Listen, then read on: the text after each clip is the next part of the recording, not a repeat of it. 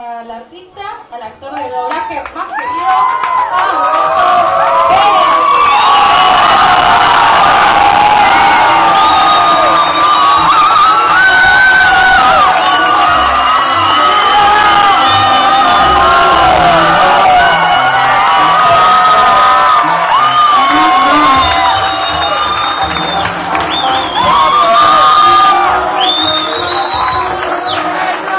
Gracias.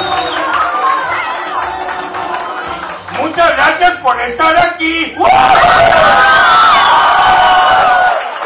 Ustedes tal vez no lo saben porque de aquí para allá se siente una cosa y de allá para acá se siente otra, pero este recibimiento te juro que me deja sin palabras y me llena los ojos de lágrimas de gusto por este recibimiento. Muchísimas gracias. Muchas gracias.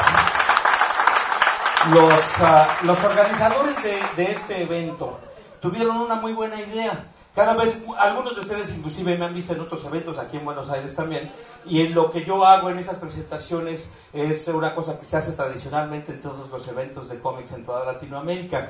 Sin embargo, los organizadores de este evento empezaron en algo distinto y espero que les guste porque a mí me gustó mucho la idea. Espero que salga muy bien. Así que de aquí en adelante, Hugo tiene la palabra, va a ser el conductor, pero va a haber también participación de ustedes. Muchísimas gracias por estar aquí y demos comienzo a esto. Muchas gracias, Hugo. ¡Un aplauso para don Hugo!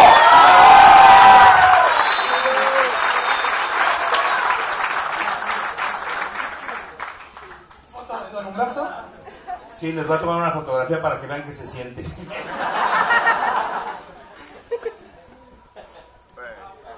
¡Aguanta fotografía!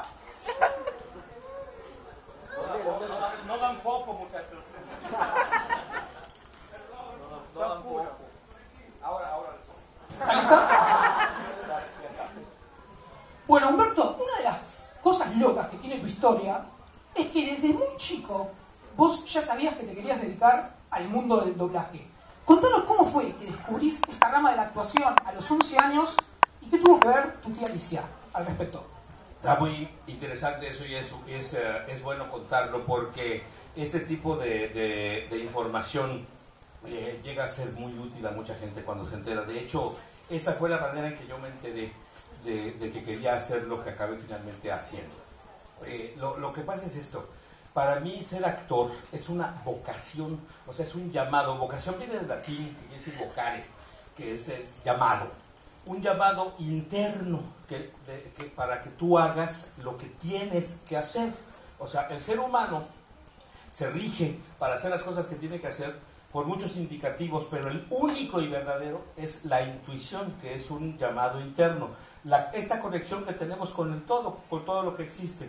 Sin embargo, en un mundo como el actual, perdimos esa conexión contigo mismo y con el universo.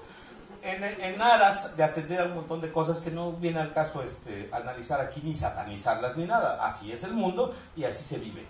Sin embargo, cuando tú eres capaz de conectarte contigo mismo, entonces las cosas las vas a hacer. No es que te salgan mejor las cosas, porque problemas siempre hay.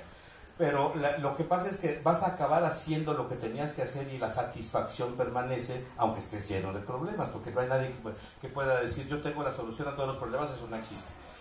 Entonces esto es un llamado. Desde muy chiquito, desde muy niño se reconoce la vocación de las vocaciones artísticas, no así otras. Oye, pero yo me desespero mucho de estar sentado, vos estás bien moviendo en todos lados. Adelante. Tengo hiperactividad como los niños, tengo TDA con hiperactividad. El asunto es las vocaciones artísticas se definen Es que me están tomando foto. ¿Quieres que me desnude? Las vocaciones artísticas se definen desde que se es muy chiquito, pero las otras no, las otras cuestan más trabajo. Por ejemplo, si tú le preguntas a un niño, ¿qué vas a hacer cuando seas grande y quieres ser actor? Te va a decir, actor, o te va a decir pintor, o cualquiera de estas cosas artísticas. Pero si le preguntas a un niño que no quiere ser artista, le preguntas, ¿qué vas a hacer cuando seas grande? A los 5 años no te va a decir, pues yo quiero ser químico, farmacobiólogo, especializado en copro. Pues no te sabe, un niño de 5 años no sabe que quiere analizar caca el resto de su vida. Eso lo definen ya cuando son mayores, y sin embargo es una vocación analizar caca el resto de tu vida. Es una vocación y ellos tienen que saber reconocerla. Por fortuna para los artistas, las vocaciones artísticas son muy fácilmente reconocibles. Entonces le preguntas a un niño, y si quieres ser actor, a un hijo mío, o sea, mi único hijo, a mi hijo de 9 años, le preguntas qué vas a hacer cuando seas grande, y se te queda mirando y dice, pues actor. O sea, ¿qué hay de otra? Para él no hay de otra.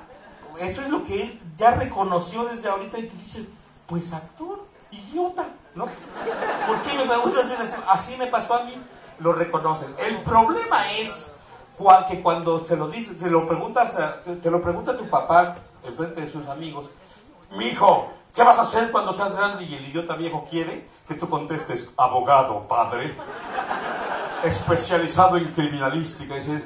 Y cuando le contestas, actor, papá, con la sonrisota, el papá te quiere fulminar porque todos sus amigos empiezan a pensar, bueno, este es homosexual. Clarito se le ve. Y es drogadicto, se le ven los ojos llorosos y rojos.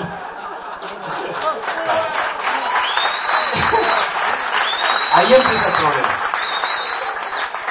Lo de mi tía Alicia viene porque cuando yo reconocí que quería ser actor, aunque a mi papá no le gustó ni tantito y a los amigos de mi papá menos, mi tía Alicia, que vivía en la Ciudad de México, y yo vivía en Tehuacán, Puebla, una ciudad 4 horas al sur de la Ciudad de México, en donde no había absolutamente nada. Es más, cuando en México había 3 canales de televisión, bueno, hoy hay cientos, pero yo soy de la prehistoria. Había 3 canales de televisión en la Ciudad de México, pero en Tehuacán no había ninguno, y solo se veía en las televisiones uno de la Ciudad de México. Entonces no teníamos acceso casi a nada. Había una revista especializada en televisión en la Ciudad de México, que no se vendía, por supuesto, en mi ciudad, porque ¿para qué? Si nomás se veía un canal. Y entonces yo no la recibía, pero mi tía Alicia nos iba a visitar constantemente, y en su maleta, a guisa de regalos, traía todas estas revistas, así, atascaba sus revistas atarazadas del teleguía, y las metía en su maleta y me las regalaba a mí. La primera vez yo dije, qué porquería, y cuando empecé a ver, este llamado interno del niño empieza a trabajar inmediatamente. ¿Cómo empieza a trabajar? Pues fácil, muy sencillo. ¿Qué te gusta hacer?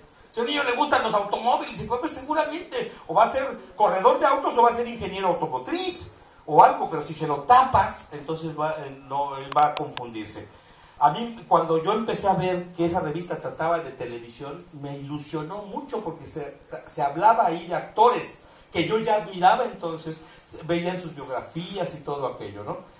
Pero hubo un día en que abro una de esas teleguías y veo que hay una columna que venía doblemente repartida que se llamaba Abismo entre voces e imágenes.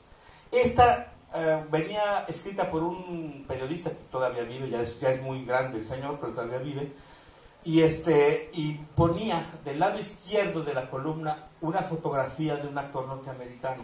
Haz de cuenta, Fred Winey, y decía ahí, Fred Winey, el actor que interpreta a Herman Munster en la serie de los Monsters. Y de este lado venía una fotografía de un actor mexicano. Y dije, ¿qué tiene que ver uno con otro? Y decía abajo, Víctor Alcocer, el actor que dobla a Fred Winey en la serie de los Monsters. Y yo dije, ¿qué dobla? Que lo dobla así. Ese es homosexual. No lo dobla. A mí no se me ocurriría doblar a nadie. Mira, pero ahí decía, tenía la biografía de Fred Winey junto con sus mejores trabajos. Y de este lado tenía la biografía de don Víctor Alcocer y una explicación de lo que era el doblaje. Cuando yo me voy enterando de eso, digo, ¿doblaje?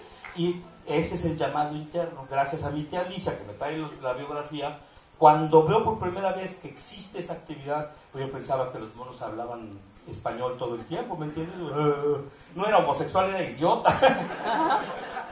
Pensaba que Pedro Picapiedra hablaba español. Vaya, pensaba que Herman Munster hablaba español. Pero me dice ahí, no, hay que doblarlo al español para que tú lo entiendas. Entonces veo, ¿cómo doblarlo? Y ahí explicaba qué cosa era el doblaje. Dije, qué interesante. Bueno, esa es la vocación y el reconocimiento de la vocación. Entonces, acabo esa columna, pongo ese teleguía de lado, agarro otro, y como me llevaba toneladas de teleguías, en una sola sentada pude ver las biografías como de 35 actores de doblaje mexicanos que doblaban personajes muy interesantes. Cuando de plano me dio el campanazo así de lo que yo quería hacer fue cuando vi la biografía de Jorge Arbizu, quien ya estuvo por aquí el año pasado, creo, no, o este año, no sé. El caso es que Jorge Arbizu ponía aquí el retrato de Pedro Picapiedra y de este lado decía Jorge Arbizu es el que dobla a Pedro Picapiedra. Los Picapiedra era el equivalente de los Simpsons cuando yo era niño. O sea, de hecho es el precursor. De hecho es un precursor.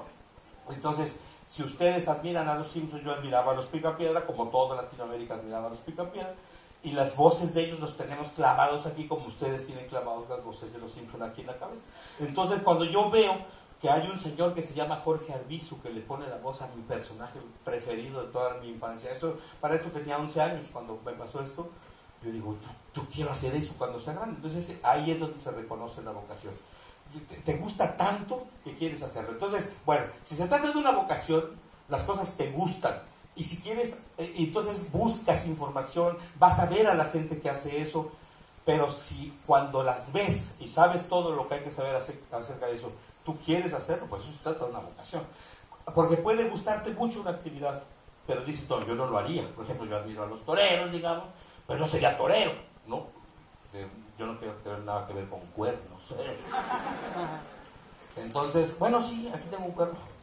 El caso es que esa es la vocación, ese es el asunto con mi tía Alicia y el cómo fue que se me ocurrió por primera vez que yo podía ser actor de doblaje. Cuando vi que don Jorge Arbizu doblaba a mi personaje favorito. Ahora fíjate bien, cuando yo tuve la oportunidad de doblar a Homero Simpson, la mayor parte de las cosas que tenía que resolver para doblar eso, las resolvía pensando en Arbizu, fíjate, y no soy homosexual, pensando en Arbizu. Oh, Arbizu de mi vida. ¿Por qué te digo tanto lo del homosexualismo? ¿Qué? Vos saliste con eso. Es tu culpa. No es mi culpa. Vos saliste con eso. Por el beso que me diste allá adentro. No, no es cierto. El caso es que en momentos difíciles de doblaje, pues decir, ¿qué le pongo aquí? ¿No? Por ejemplo, como cuando le puse lo de ¡me quiero volver chango! Dije, ¿qué le pongo? Entonces siempre pensaba, ¿cómo resolvería Arbizu? ¿Cómo hubiera resuelto Arbizu esto? Y no tenía yo Arbizu para que me lo dijera. Y tampoco es cosa de que todo como lo hice, lo hubiera hecho Arbizu así. No estaba él, pero lo invocaba. Entonces, no es que lo haya hecho como él, sino que el solo pensar en él me abría mi mente, me abría mi propia mente, y mi propio yo fluía a través de mí mismo para hacer eso. Pero la llave era Arbizu. Era pensar en él, pensar en que él había hecho un magnífico trabajo doblando, y él era la llave para que yo hiciera un magnífico doblaje también. Ahora, cuando vos empezás a trabajar en el mundo del doblaje, ya tenías una gran trayectoria en teatro, telenovelas, mucha televisión. Tanto como gran, o sea, de una enorme, larga, pero gran, o sea, no, yo creo que una exageración, o sea, había trabajado en muchísimos cosas de teatro. De hecho, empecé en teatro en 1975, creo que la mayoría de ustedes me habían nacido cuando eso, y había hecho radio, y había hecho hasta cine y todo, pero no era una gran trayectoria, eso era una larga trayectoria, que no es lo mismo. Quiero hacer esa aclaración porque precisamente el no haber tenido éxito en ninguna de esas actividades me llevó primero a un alcoholismo galopante. Soy actor, pero no puedo. Gracias a ser alcohólico pude doblar a Homero porque sé lo que se siente. Debo anotar que tengo 13 años de no tomar nada, así que muy interesante.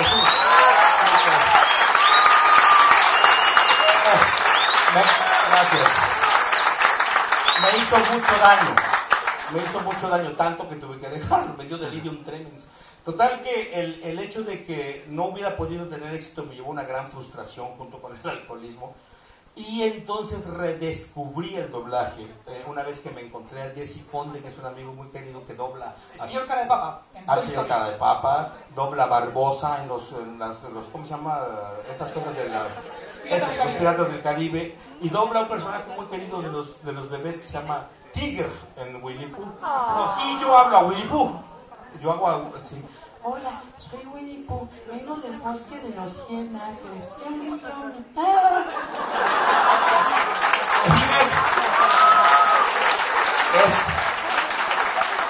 Es muy bonito porque los dos personajes más grandes que hice el doblaje son gordos, amarillos y adictos. Los dos son pelados también, ojones y adictos. Homero Simpson es adicto a la cerveza, ¿de qué marca? Y Winnie Pooh es adicto a la miel. Tienen ese vicio los dos. Y bueno, debe ser alguna coincidencia porque yo también soy gordo, también soy pelado y fui adicto al alcohol, así que hay alguna similitud entre los tres Y nos personajes. contabas, con Jessy Conde arrancás en el doblaje Los Pitufos. Lo que pasa es que con Jessy Conde, un día que yo ya era actor, era dueño de mi propio estudio de grabaciones, me iba muy bien económicamente y todo, no tenía por qué haber cambiado de profesión, pero había olvidado la vocación original que era lo del doblaje, porque pues mis papás triunfaron y me metieron en la cabeza la idea de que si no ganas demasiado dinero en la vida no eres exitoso, ¿no? Y en el doblaje y en la actuación no se gana demasiado dinero, se gana muy poco dinero, se tienen siempre dificultades económicas. Y mis padres pensaban que eso no era éxito, que eso era fracaso. Yo ahora pienso que el éxito es que tú logres hacer lo que quieres en la vida y el dinero, eso no ni lo analizamos. Puede venir y puede no, pero el verdadero éxito es que tú estés contento haciendo lo que haces. Nada más. Todo lo demás son espejismos que te ponen los otros. Yo había hecho caso a esos espejismos y en vez de dedicarme a hacer lo que quería, me dediqué a hacer dinero. Para entonces yo hacía dinero. Y me encontré en la calle a Jessy Conde, que habíamos sido compañeros de la escuela de teatro en México muchos años antes. Me la encuentro y yo oía sus doblajes. En ese tiempo doblaba a Eric Estrada de Patrulla Motorizada, a Lorenzo Lamas con El Renegado y programas así.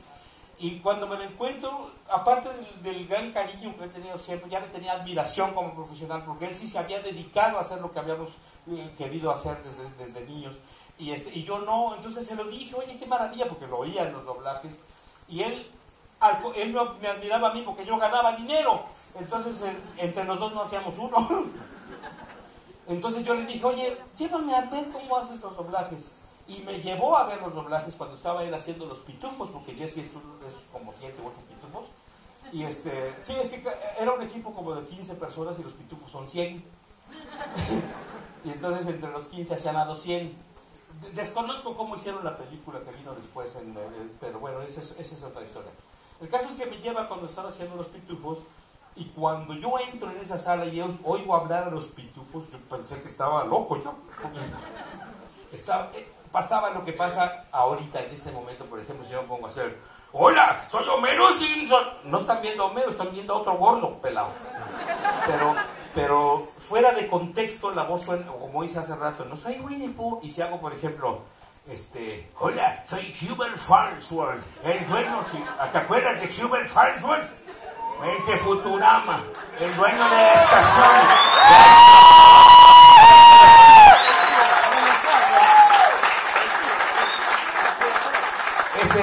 Habla así, soy Hubert Farnsworth, quisiera ir a Buenos Aires, pero ya me puse mi pijama.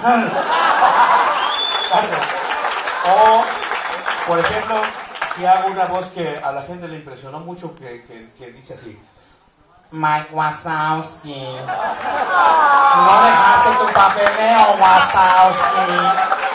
Quiero tu papeleo en el escritorio esta tarde, ¿entendiste, Wazowski? Eso, imagínate tú que una persona entra a una sala y todos allí hablan como los personajes de tu infancia, lo que tienes acá metidos en todos lados. Yo me quedé así, ya está fulano y aquí está sutano. Y los actores se me quedaban viendo con cara, y este niño que fumó, ¿no? Yo ya había dejado de fumar esto hace mucho. Y el caso es que dije, no, pues de aquí soy. Y me acordé de lo de mi tía Alicia, de los teleguías. Yo, ¿por qué me...? Pues por el dinero. Abandoné mi vocación por la falacia del dinero. Que no está mal ganar dinero, ¿no? O sea, pero tampoco lo es todo.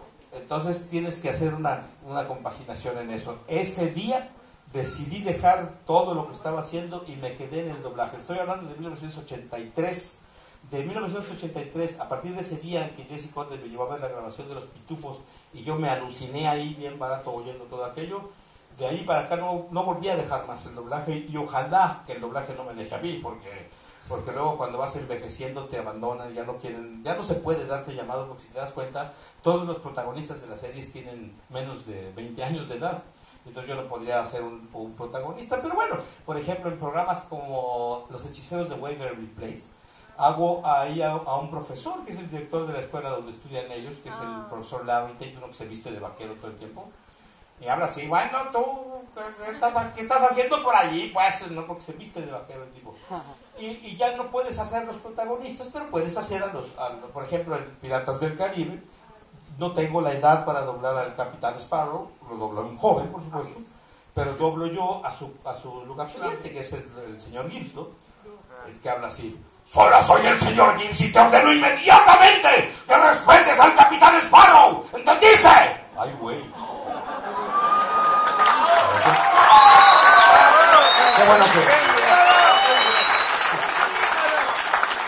Qué bueno que me aplaudieron, porque me estaba ahogando. Bueno, y en mayo de 1990 conoces a Homero Simpson. Me gustaría entrar un poco en el terreno Simpson. Ese casting, tengo entendido que no fue precisamente la mejor experiencia. No quería saber nada. Fue horrible para mí. Para mayo de 1990, cuando llegaron los Simpson a México para ser doblados, yo ya tenía como 6 años de haber entrado al doblaje a partir de ese día en que me encontré a Jesse Conner, y ya tenía en el doblaje una posición privilegiada. Ya en ese tiempo era joven, de hecho, 1990, fue hace cuántos años, 22 años. Era joven y me daban a doblar los protagonistas. Y los dueños de la empresa me decían que yo era de los actores del activo fijo más importante de la empresa, y yo me lo creí. Sin embargo, cuando llegaron los Simpson allí, ni siquiera me avisaron que se estaba llevando a cabo el casting. Por lo cual cuando me enteré, me sentí muy ofendido, porque eres de lo más importante que hay en esta empresa. Y no te aviso que el programa más importante de todos está aquí, pues te estoy ofendiendo, ¿no? Entonces no eres de los más importantes. Y entraste con mal humor. Entré de mal humor, porque esto sucedió de manera muy estúpida, además, porque yo iba caminando eso sí, tenía mucho trabajo y doblaba muchísimas cosas. ¿No? Te das cuenta que la compañía nos obligaba a doblar 700 medias horas mensuales de televisión, lo cual es un demonial imposible de hacer, casi nunca llegábamos a la meta, ¿no? Pero teníamos que hacerlo porque era doblaje industrial, y entonces íbamos de una sala de doblaje a otra doblando todo lo que se dejaba doblar, ¿no? Aquí doblabas, sí, todo. Aquí doblabas un sacerdote católico, allá doblabas un mercenario, allá doblabas un homosexual. ¿Otra vez? Yo no dije que tú eras homosexual. Dije, allí doblabas un homosexual, y este güey se pone así. Yo no dije que tú eras homosexual. Y entonces yo iba corriendo de una sala a otra, de la 3 iba a dónde, salía de doblar a un soldado nazi de la Segunda Guerra Mundial, y quién sabe qué iba a doblar. Nunca llegué a esa sala, porque un actor de doblaje nunca sabe qué es lo que va a hacer. No es como los actores de teatro, de cine, que los llaman por teléfono, señor, le ofrezco un trabajo, y el otro contesta, sí, ¿qué es lo que voy a hacer? ¿Cuál es mi papel? Pues su papel es no, si no es el galán no lo quiero, ¿no? Y se ponen a negociar, y lo hacen, y les dicen todo, se ponen a ensayar 3 o 4 meses, y finalmente llegan al producto. Pero en el doblaje no, en el doblaje suena tu teléfono, lo contestas y dices, tienes 52 loops mañana con don Francisco Colmenero, y es todo lo que sabes. ¿Qué son loops? Loops es un fragmento de 25 palabras en la película. La película está dividida por fragmentos de 25 palabras para efectos del pago y para efectos de cuánto tiempo vas a estar allí. Digamos, Homero Simpson tiene un promedio de 60 loops por cada capítulo de 22 minutos. Entonces, no sabes, no te dicen qué vas a doblar, y a ti no te importa que como te gusta tanto ese trabajo, te importa que te llamen y te importa ir a doblar. Y así pasó. Yo salía de allí sabiendo que había doblado, pero iba a otra sala sin saber que iba a doblar. Solamente sabía que tenía que ir ahí, que iba a estar ahí tanto tiempo, y que tenía que salir de esa sala para otra para estar tanto tiempo ahí. Pero en eso estaba cuando me encuentro recargado en una pared así al director de la compañía, jalándose los pelos, tenía una cara espantosa, así con un gesto contrito, horrible, de miedo, de susto, de pánico, Como si su suegra le hubiera dicho que mañana se iba a vivir con él para siempre. ¡Ah! Y entonces yo vengo corriendo de una sala a otra, de mal humor, porque ya voy tarde para otra sala, y lo veo de lejos. ¿Hace cuál? Y lo veo desde lejos y pienso, el jefe está de mal humor, porque está así. ¿Qué le pasará al jefe? Y voy corriendo así, y se va corriendo aquí. ¿Cómo le dicen cuando un empleado, nosotros le decimos que es hacer la barba? Cuando un empleado hace cosas extremas para caerle bien al jefe. ¡Chupamedias! ¡Alcahuete! ¡Chupamedias! ¿Chupa qué? ¡Alcahuete! Medias, chupamedias, eso. Yo venía pensando, yo soy un chupamedias. Y voy a hacerle el acto de chupar medias aquí con él, porque es el jefe. No se puede llegar muy lejos si no se es un chupamedias. En eso venía pensando. Y me acerco a él. Y entonces cuando llego a él, que está aquí recargado en una pared, desde luego empiezo a ejercer el acto de chupar medias. Me detengo, a pesar de que iba con prisa, me detengo a chuparle las medias a este imbécil.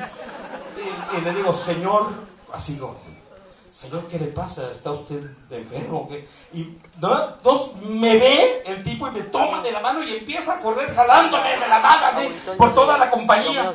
Yo dije, coño, ya fui demasiado lejos de eso de chupar medias. Y ahí voy así con el jefe jalando. Ahí voy corriendo. Y yo iba así. Bueno, es el jefe. ¿Cuántas me han hecho?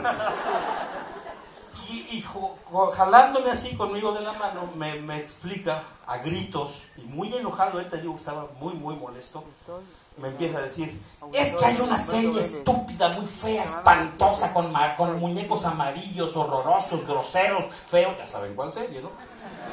Ese fue el primer contacto que tuve con la serie. La explicación del jefe, gracias a chuparle las medias, la explicación era que había una serie tan problemática como fea, en la que los que estaban encargados de hacer el casting en Audiomaster 3000, que así se llamaba la compañía, estaban necios en hacer un casting meticuloso, así como si se fuera a doblar la Biblia, haz de cuenta, o el Corán. Le estaban poniendo tanta atención, decía el jefe, que no vale la pena, porque es una serie horrible y espantosa. Y como yo estaba chupando medias, pues dije, si lo dice el jefe, debe tener razón. Y entonces me tragué esa idea de que el jefe tenía razón, que la serie era horrible, que estaba espantosa y que no valía la pena. Ahí vamos corriendo, yo así, y el otro jalándome, cuando llegamos a la sala donde se estaba haciendo el casting. Sí saben qué es casting, ¿no? Sí. Okay. Se estaba llevando a cabo ahí el casting y entramos a la sala. Las salas de doblaje están divididas en dos. Una pared aquí con un vidrio en medio para que los de este lado vean a los otros y viceversa. También hay comunicación de audio a través de bocinas como estas. Esas bocinas se llaman talkback, o sea, hablar de regreso, ¿no? Muy fácil eso. Y cuando yo llego allí, en el monitor que tenía el operador, o sea, el ingeniero de audio, veo yo por primera vez en este mayo de 1990 que tú mencionas, la figura de este hombre que todos conocemos, ¿no? ¿Alguien trae un número por ahí para que lo vean? ¿No? No importa. ¿Se acuerdan? Ahí está, mira, ahí está. Vean ese. Préstamelo. Date cuenta que yo este es de la película, qué horror, bueno.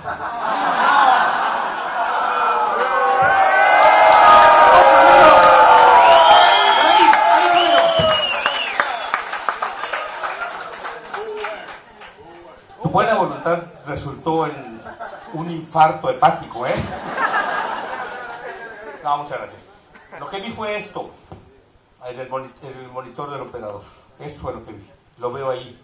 Y digo, tiene razón el gerente de la compañía, qué feo es ese estúpido mono. Porque cuando lo viste por primera vez, acuérdate, no dijiste, oh, qué obra de arte, es maravilloso, es genial. No, dijiste seguramente como yo, qué feo está esto, ¿qué es? Te vas dando cuenta poco a poco de que es genial. Pero la primera vez, están horrorosos los mendigos monos, mira. Entonces yo dije, ¿por qué? ¿Por qué? ¿Qué es todo lo que pasa? Primero, me agarran ahí y este tonto dice que están haciendo el casting con gringos. Y cuando se hace el casting con gringos, significa que es algo importante. Y yo, que soy de los más importantes en esta estúpida compañía, no me llamaron a hacer el casting, no me enteré.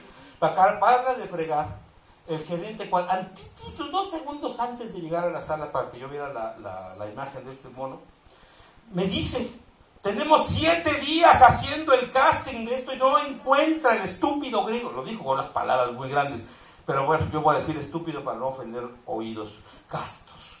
Y me dice: 7 días llevamos haciendo el casting de este mono tan horrible y no lo encontramos. Y dije: 7 días y yo no me enteré. Entonces no soy importante. 7 días, pues casi lloro ahí mismo. Se me cayó, se me derrumbó la figura que yo tenía de mí mismo. Como gran actor poderoso. Dije: ¿cuál poderoso y cuál gran actor si no te enteras de un producto tan importante en 7 días? Bueno, imagínate ya cómo odiaba la serie. Cómo odiaba la compañía, cómo odiaba al idiota este, que no hablo peor de él porque ya se murió, pero si no, imagínate. Cómo me odiaba a mí mismo por haberme creído el mejor actor de Audiomaster 3000 y no serlo. Cómo odiaba la vida y el doblaje mismo. Y todavía veo esto. Imagínate. Y digo: a ver, ¿y qué es lo que quiere usted? O sea, ¿por qué me jala? ¿A qué me trae aquí? Y me contesta el idiota: lo traigo porque el mendigo gringo este tiene 7 días haciendo el casting, no encuentra al que va a hacer la voz de este mono, y quiero que me lo entretenga mientras voy a buscar un actor. ¡Ah! Como decimos en México: ¡qué poca madre! ¿Cómo es posible que me... Entonces, ¿yo qué soy? Soy hijo de soldado. No digo que ser hijo de soldado sea malo, pero yo no soy hijo de soldado, soy actor. Entonces me dice: entreténgame al gringo mientras voy a buscar una... ¿Yo soy prostituta o qué? ¡Que lo entretenga tu madre! Yo estaba enfurecido ya, odiaba todo. Cada palabra que decía este sonso me ofendía más y me dice: pruebe, usted va a probar para la voz de este. ¿Qué? ¿Cómo que? Pero yo, ¿y eso? A Mario Castañeda le dan a MacGyver. ¿Y a mí esto? ¿Por qué? Usted entreténgamelo antes y se sale corriendo y voy a buscar un actor. Hijo de la chingada. Ok. Entonces veo esto y digo: no, sí, qué horrible, ¿no? Para esto, adentro de la sala, de este lado del vidrio, estaba un amigo mío que estaba haciendo el casting. Este amigo mío se hubiera quedado con la voz del mono porque es un actor genial, a no ser porque es tan idéntico a Homero Simpson, que es imposible que alguien tan idéntico como él lo pueda doblar, porque es un trabajo actoral, no es un trabajo de empatamiento de personalidades. Es tan igual a Homero Simpson que estaba borracho el día del casting. Entonces, el gringo le explicaba a mi amigo con toda exactitud la personalidad de Homero Simpson, que es inmensamente compleja. Hay pocos personajes en la historia del entretenimiento mundial que sean tan complejos como Homero. Eso es parte de su éxito, porque todos los personajes... Mira, el ser humano es complejísimo, no es bueno o malo, simplemente. Entre la maldad y la bondad tiene toda la gama de sentimientos, sensaciones y todo lo que te puedas imaginar. Si tú me dices que fulano es muy malo, sí, pero también es muy bueno y muy idiota y muy borracho y muchas cosas, muy todo. De hecho, tenemos todo, unas cosas en gran proporción y otras cosas en proporción menor. Pero todos tenemos todo. Y los personajes no. Los personajes son una cosa o son otra. Sobre todo en las telenovelas, por ejemplo, ¿no? Son muy malos o son muy buenos.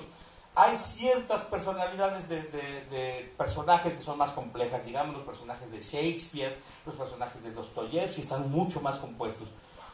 Pero para la televisión jamás se había escrito un personaje tan complejo como este, que tuviera tantas características ciertas de humano, y todas juntas, como es el humano. Ese es parte del éxito de Homero Simpson, que es como un humano, ¿ok? Entonces, estaba explicándole el gringo a mi amigo, que estaba hasta atrás, borracho, le explicaba, pero él le explicaba en inglés porque era gringo y no sabía hablar español. Y mi amigo, que no hablaba ya ni español porque estaba borracho, no hablaba inglés menos español, o al revés. El caso es que no se entendía. El gringo le largaba a mi amigo todo un análisis psiquiátrico de la personalidad de Homero, que se puede hacer, de hecho lo hacía ese gringo, yo lo oí ahí mismo, Y le decía en inglés, fuck you.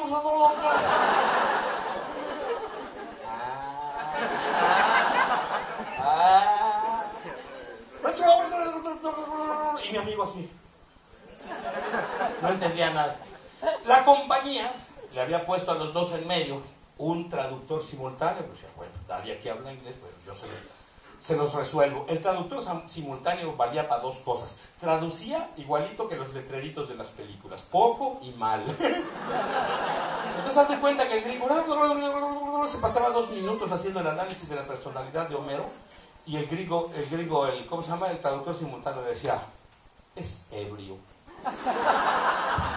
El gringo otra vez se preguntó, fuck you. Pillines. Y el otro, es irresponsable. Y mi amigo así. No entendía. Pero yo sí entendía, porque fíjate que mi mamá, en gloria esté. Bueno, tiene que estar en gloria después de haber parido esta porquería. Imagínate tú cuando me entregaron con ella. Llega la enfermera y le dice, señora, su hijo. ¡Ah! Y el doctor, no lo tire, señora, porque todavía hay que hacerle algunos exámenes. ¿Cuáles exámenes? Dice mi mamá horrorizada. Lo voy a tirar al techo, dice el doctor. Si se queda pegado es un murciélago, y si no, pues si se cae es cáncer.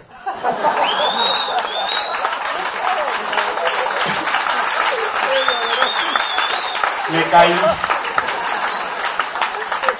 Fui el cáncer cervicouterino del que después se murió mi madre. El caso es que eso no importa. ¿Qué es lo que sí importa de esa historia? Que ella, mi madre, que en gloria esté, me mandó a estudiar a los Estados Unidos. Y usted va a decir, ¿qué? Ahorita vas a ver, esto está totalmente relacionado. Enseguida les devuelvo esto, no crean que me lo he robado, mi madre me mandó a estudiar a los Estados Unidos. Fíjate, yo quiero que me veas bien. Exacto. Soy guapísimo. Soy muy alto. De ojos azules, mira. De facciones europeas.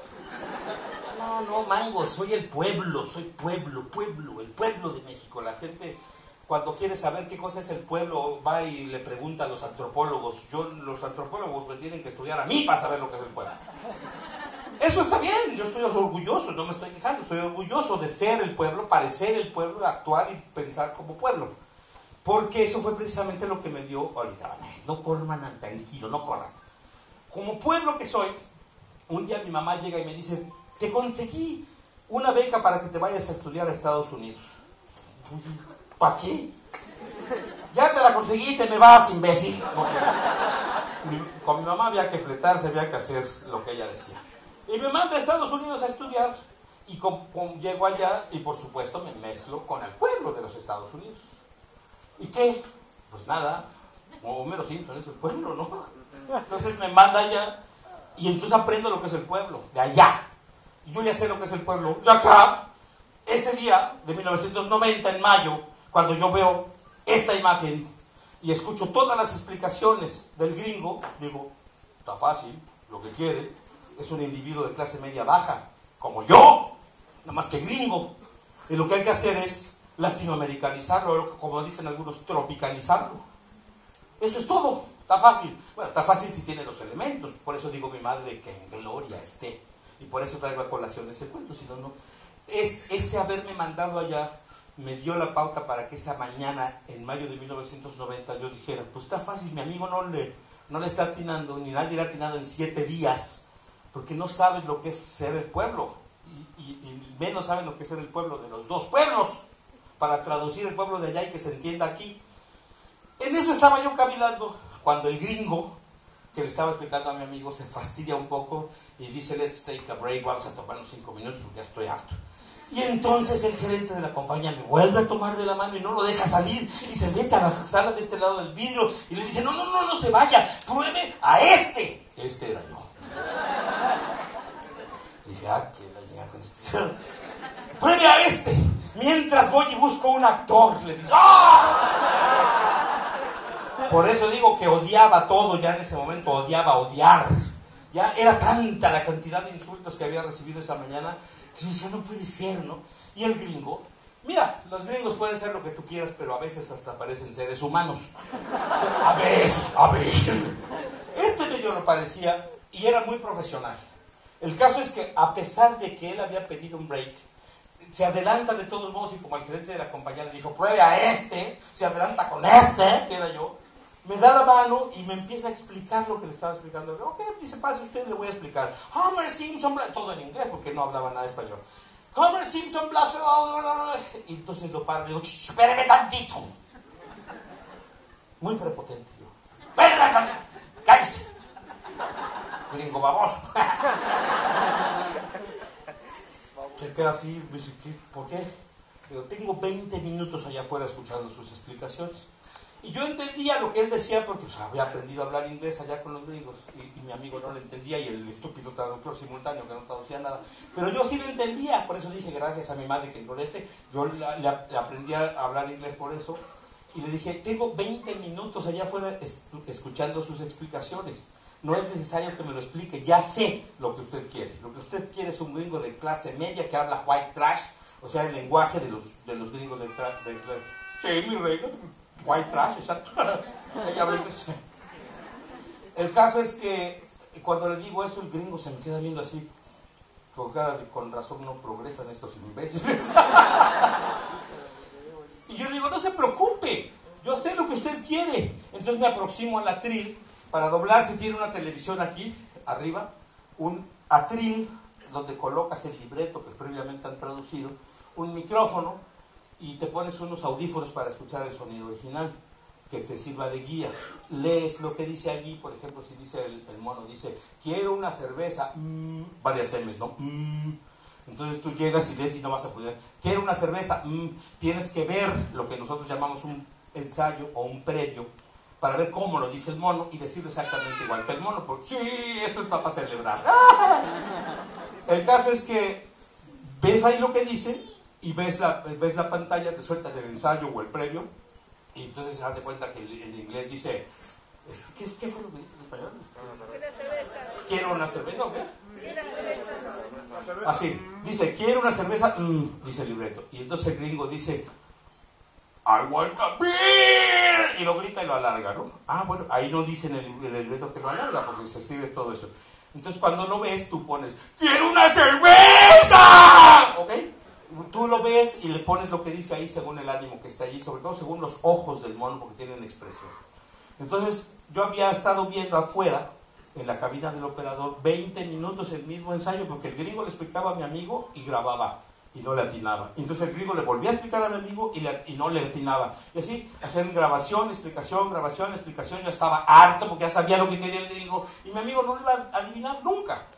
Porque el traductor no le traducía nada. Y es indispensable que un actor entienda lo que quiere el director. Si no, no se puede hacer. Yo ya lo había entendido. Entonces digo, mira, yo ya le entendía lo que quieres, déjame hacerlo ya para salir lo más rápido posible de esta tontería. Y el gringo dice, bueno, pues si quieres. Y adentro, ¿cómo se llama? El operador, el gallo, le decimos, Juan Robles se llama, por el talkback, la bocinita esta de la que les cuento. ¡Ah! ¿Quién gritó? ¡Ay, ya la vi! Mira, ahí está. Hola, ¿cómo estás? Ya supe quién eres. El caso es que el operador me habla por el talkback y dice, con su más puro acento inglés, ¿quieres un ensayo, mi Beto? Es inglés como del norte. Y le digo, no, gallito, tengo 20 minutos allá afuera contigo escuchando las explicaciones del gringo, ya me las sé de memoria la mendiga escena. Y no es una genialidad, cualquier idiota se aprende en 20 minutos una escena de 30 segundos, ¿no? O sea, tampoco hay que ser muy brillante para aprenderse 30 segundos y te dan 20 minutos de que la estás viendo y viendo y viendo y viendo. Eso cualquiera lo hace. Y dice, ay, tienes razón, entonces no quieres ensayo. No quiero ensayo, ya me la sé de memoria. Y agarré el papel y lo tiré muy prepotentemente. Y entonces sueltan la toma y yo empiezo. Pero para esto el gringo, el productor que estaba diciéndole a mi amigo cómo debía ser Homero, se pone en una actitud muy rara, con las manos atrás, una encima de otra, y la frente en la pared así.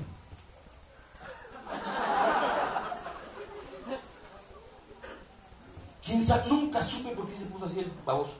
Pero así se puso. Entonces yo empecé. Y ¿saben cuál era la prueba? La escena de la prueba era del año 1 de Los Simpsons, una escena donde este señor Burns invita a sus empleados de la planta nuclear a su casa porque es su cumpleaños y les dice que ellos lleven la comida y todos llevan gelatinas y el señor Burns odia las gelatinas y está muy chistoso porque se trata de cómo el señor odia las gelatinas. Pero la escena de la prueba era donde Marge está haciendo las gelatinas en la cocina de su casa y los demás están enchinchándola ahí junto, molestándola, y ella trabaja y los otros se divierten. Entonces empiezo yo, me suelta la grabación, en el monitor se ve, tengo los audífonos, tengo la letra aquí, y sin ensayarla empiezo, sí, que el señor Burns es un imbécil, lo odio porque las gelatinas y no sé qué, bla, bla, bla, voy con todo y lo que quieras, ¿no? Y todo lo que iba diciendo iba cayendo en la boca de Mono, así, pau, pau, pau, como magia, ¿no? Pues es lógico, pues tenía 20 minutos ensayando la estúpida escena.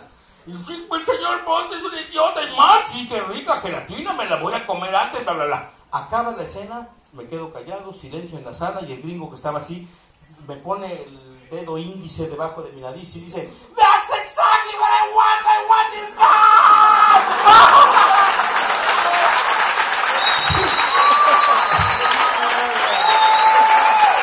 Gracias. Esos aplausos son para ese gringo. Yo ya sé que ustedes saben qué quiere decir eso, pero lo voy a traducir porque yo todo lo doblo. ¡Es exactamente lo que quiero! ¡Quiero a este señor! ¡Ay! Me quiere. Un productor de Hollywood me quiere. ¿Qué querrá? Y mi mente empezó a fantasear. Se fue para afuera, para todo. Y ya me veía yo conduciendo un Cadillac Eldorado por Olvera Drive.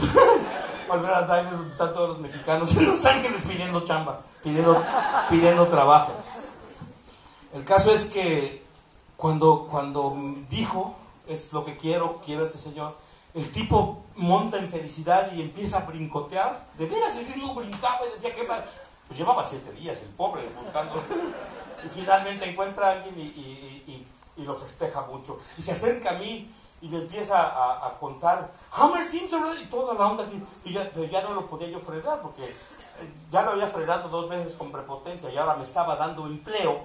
Aunque a mí ese empleo no me gustaba, pues me estaba dando empleo y yo no podía portarme tan grosero con él. Y me había dado esto. Y yo dije, no, ¿por qué?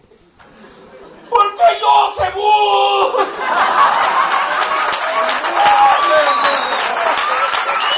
Pero en mi mente totalmente dispersa pensaba, a Mario Castañeda le dieron a MacGyver, a Goku, al hombre de los años maravillosos. Lo le dice, y entonces sucedió. Di un paso hacia adelante y me hice caca. No sé qué dice el personaje, pero es maravilloso, ¿no? Es un programa padrísimo, muy hermoso. Y a René García le dieron a Vegeta. Y a mí me dieron esta porquería. Yo me sentía muy mal. Yo decía, ya sé que no creo en ti, pero si estás allá arriba, por favor, ¡sálvame, Superman! Está bueno. Está bueno eso. Así estaba en mis cavilaciones de qué perra era mi suerte. Cuando de repente una luz divina como cenital, déjame ver, aquí hay una luz divina como cenital, no, pero bueno, voy a usar esta. Una luz divina como cenital cayó encima de mí. Y unos ángeles, un coro de ángeles, ¡aleluya! Y una voz grave y profunda que me decía, no seas imbécil, era Dios. No, Dios no dice esas cosas, era mi propia voz, mi propia conciencia que me dice, no seas imbécil, escucha al gerente. ¿No ves que dice que es una porquería de serie? Si es una porquería de serie se va a acabar en 3 meses, no va a durar nada, la van a cancelar rápido.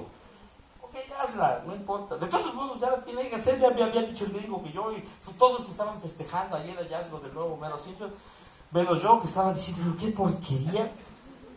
bueno, acepta las cosas tal como son. Ok, las acepto. Y viene el gringo y me empieza a decir, Homer Simpson. Y yo, oh, Dios mío. Ok, señor Simpson. Oh, qué maravilla su personaje. Y bueno, salí de allí y dije, no importa tanto, solo hay 26 capítulos por año. Como quiera se pasan fácil. Cada capítulo cuesta doblarlo 4 horas. Bueno, a mí me cuesta 4 horas. Son 4 horas que pasan como sea, ¿no? Y solamente son 26 al año. No voy a pasar de más. En eso estaba cuando de repente eso se convirtió en historia. De ahí salió a convertirse en el programa de televisión más famoso y de más duración de toda la historia, de toda la televisión mundial. Y el doblaje que yo le puse se convirtió en un doblaje muy exitoso porque empecé a adaptarlo, empecé a tropicalizarlo, a latinoamericanizarlo, según las enseñanzas que había recibido allá en Estados Unidos, viaje al cual me habían mandado mi sacrosanta madre. Ok, de repente la historia me gana, un día hay un conflicto y soy separado de la serie de Homero Simpson junto con todo el equipo, eso ustedes lo saben perfectamente bien. De hecho, esta estúpida película ya no la hice yo. No es para tanto. No la hice yo y todos sabemos eso. Y bueno, lo que pasó entre eso de allá para acá es historia. Yo lo que quiero hacer en este momento es un ejercicio de gratitud, porque a pesar de que ya las nuevas, entre comillas, voces de los Simpsons ya no son tan nuevas, ya tienen 6 años haciendo el programa. A pesar de eso, la mayor parte de la gente, sobre todo en Argentina, piensa que mi trabajo resultó bien y siempre me lo aplauden y me dicen cosas muy lindas, lo cual yo agradezco de todo el corazón, porque no hay mucha gente tan afortunada a la que los demás le digan, oye, qué bien hiciste el trabajo. Imagínate tú a un barrendero que está barriendo, oiga, señor, qué bien barre usted, ¿por qué no da una conferencia de cómo se barre?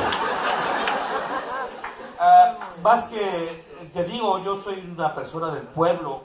Este éxito que ha tenido el doblaje que hicimos allá es de tal magnitud que mi cabeza no alcanza a entenderlo.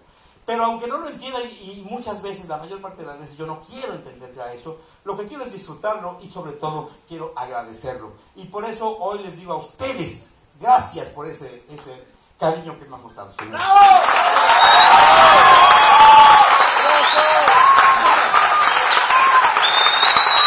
gracias.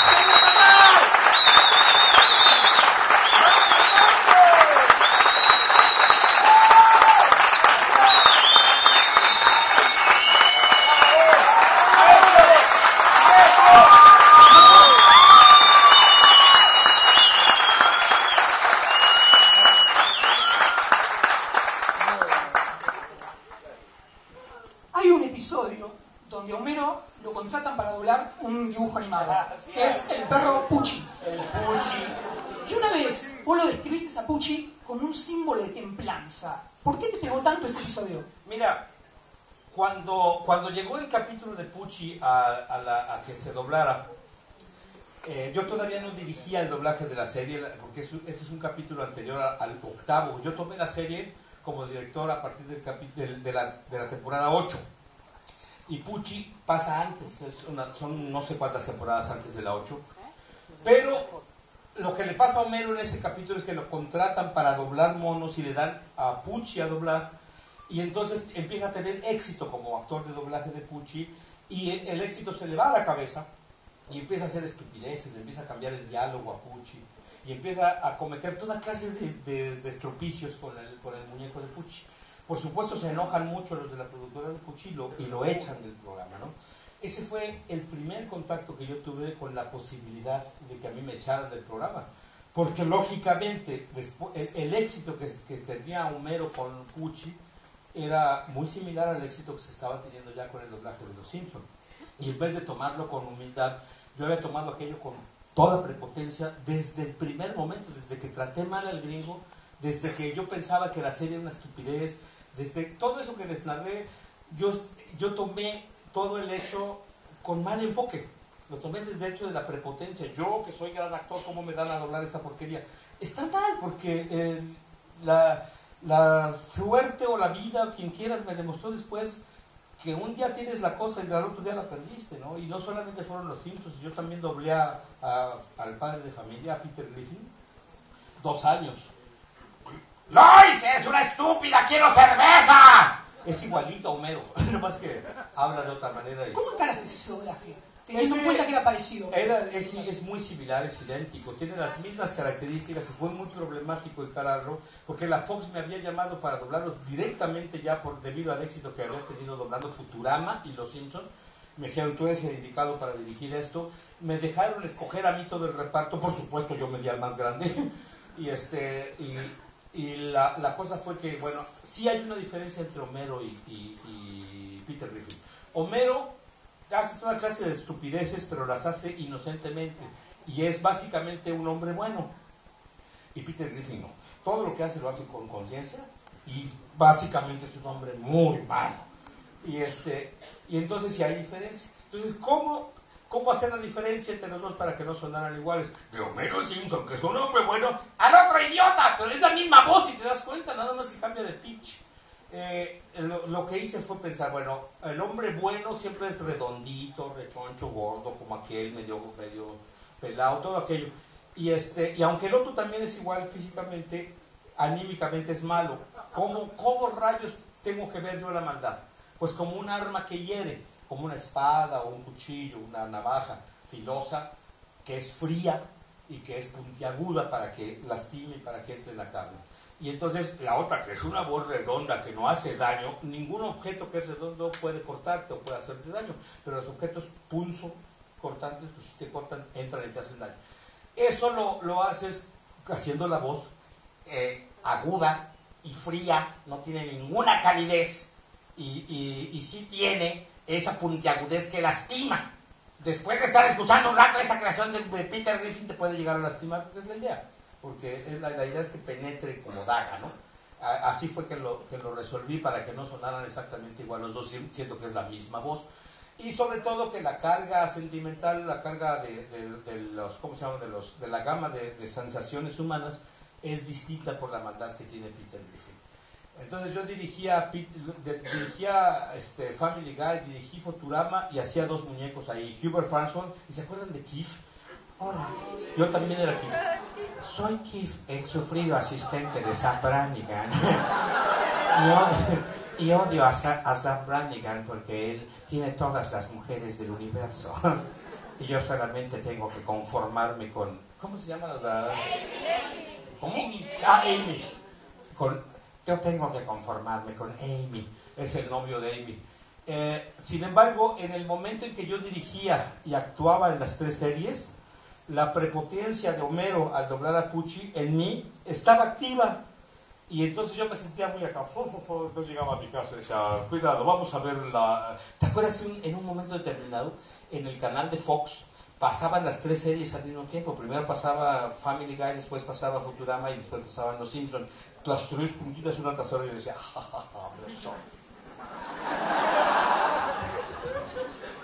espera, no me descimes. Me senté aquí. Después me quitaron las tres. Hoy día no hago ni Futurama, ni Los Simpsons, ni Family Guy. Entonces, de tenerlo todo Fox a mis manos, pero quítate, adiós, vete, hazte bolas y vete con tu vida, ¿no? Entonces yo entendí que nada de lo que tengo es mío. Vaya, en Perú tampoco traes, nadie tiene nada. Ni la ropa que traes puesta, ni los huesos que sostienen tu raído cuerpo son tuyos, porque cuando mueres tienes que entregar ese equipo a quien corresponda, ¿no? Entonces, si no tienes absolutamente nada, ¿qué eres y qué es tuyo? Pues lo que no se ve, lo que no cuesta, lo que no tienes que alimentar con dinero. Eso es lo único verdaderamente tuyo, o sea, el espíritu. O llámalo como quieras, si te choca la palabra espíritu, ponle como quieras, pero lo que no se ve es lo que eres verdaderamente tú. Y entonces ya no andas fastidiando en la vida con que las cosas son tuyas y que te quieres tragar el mundo. Y te viene una cosa que se llama humildad, que es francamente un muy buen barco para andar nadando en este océano tan tremendo, ¿no? El caso es que cuando encaro lo de Pucci, veo por primera vez en la vida que yo podía perder ese boato de doblaje que se me había venido gracias a la Fox, y no me gustó.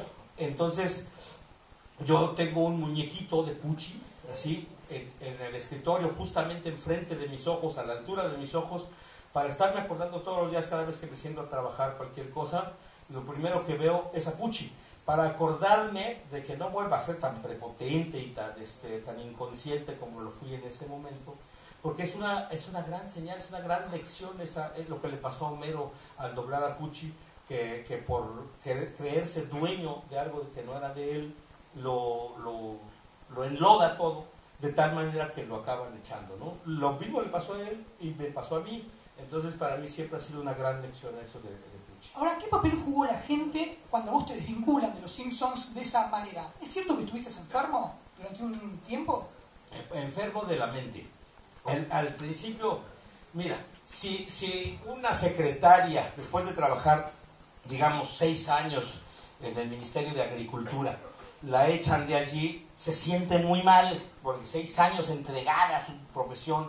¿Y por qué me echaron? Bueno, imagínate, estos fueron 15, y no era la Secretaría de Agricultura, era un trabajo que es único. De hecho, hoy lo tiene un cuate, nada más uno, él, yo ya no, y nadie más. Y esto verdaderamente es capaz de estremecer a cualquiera, por más valiente que sea. El ser echado de ese puesto te afecta mucho, y sobre todo cuando tenías en la cabeza y en el corazón la idea de que eres magnífico, eres genial y que eres maravilloso, y que tú haces algo en un cuarto de 4x4 y toda Latinoamérica lo festeja y te andas por la calle así y después lo pierdes todo, porque ni es cierto que eres genial ni eres nada. Lo que eres parte de un engranaje gigantesco que funciona, pero no por ti o no por mí funcionaba esta serie. Era todo un engranaje y yo no lo había visto. Entonces, claro que te enfermas. Me dio como si fuera ese síndrome de la pérdida, cuando se pierde una esposa. En este caso, perdí un esposo. Era como mi pareja, porque yo durante 15 años le di todo lo que era, y él durante 15 años me dio todo lo que era mí, de todo lo de él para mí. Y cuando lo perdí, me pasó exactamente lo mismo que cuando se pierde una esposa. Lo veía caminar por la calle de la mano del otro, porque, o sea, lo ves en la tele y oyes al otro, es como ver a tu esposa caminando. Pero esto es peor. De repente te quedas viendo el capítulo entero y le empiezas a oír al otro metiéndole la voz a tu adorado muñeco. Y es como si estuvieras viendo a tu esposa hacer el amor con otro, ¿me entiendes? No estoy hablando de homosexualismo, porque si se dan cuenta, no es... ¡Cállate! El caso es que es una pérdida muy difícil de soportar, hasta que te das cuenta de lo que te acabo de decir hace rato, que de por sí no era mío, y nada es tuyo. Ah, bueno, entonces si nada es mío, ¿para qué sufro? ¿Por qué sufro? ¿Para qué sufro? Pero para llegar a esa conclusión pasó un año de terapia psiquiátrica, para que yo pudiera dejar ese pensamiento de que había perdido algo. Pues, ¿cómo voy a perder algo que no es mío? De hecho, nada es mío. Entonces, hoy que pierdo cosas, ya no es tan terrible. Y debe ser muy loco este recibimiento que tenés de la gente, ¿no? Cuando vas a una conferencia, como si fuera es lo que digo yo, que por eso les digo que les agradezco, porque yo no logro entender por qué. Y ellos se portan así como tú dices, y para mí es maravilloso. Desde luego que elijo disfrutarlo, y no elijo entenderlo. No me serviría de nada y creo que jamás lo entendería. Pero sí elijo disfrutarlo, y sobre todo elijo agradecerlo. Es más importante agradecerlo, luego disfrutarlo y entenderlo. A lo mejor nunca lo logro entender, ¿no? Pero eso ya no importa tanto. Algo muy loco en tu historia. Recién nos contaste ¿Algo qué? Muy loco en tu historia. El encuentro con Homero, que no fue de lo mejor. Pero con Winnie Pooh te pasó lo mismo, porque no tenías ganas de hacer ese doblaje cuando te llamaron. Pues ¿cómo voy a tener ganas de hacer eso si soy hombre? También pero ellos llevaban en Disney 6 meses de no encontrar al personaje. Sucedió que el que hacía la voz de Winnie Pooh antes que yo había tenido problemas que no viene al caso mencionar, esos problemas de él con esa empresa. Y tenían 6 meses, porque Disney es una empresa mucho más meticulosa en la selección de las voces que cualquier otra en el mundo. De hecho, exige que las voces en cualquier idioma sean idénticas a la del inglés.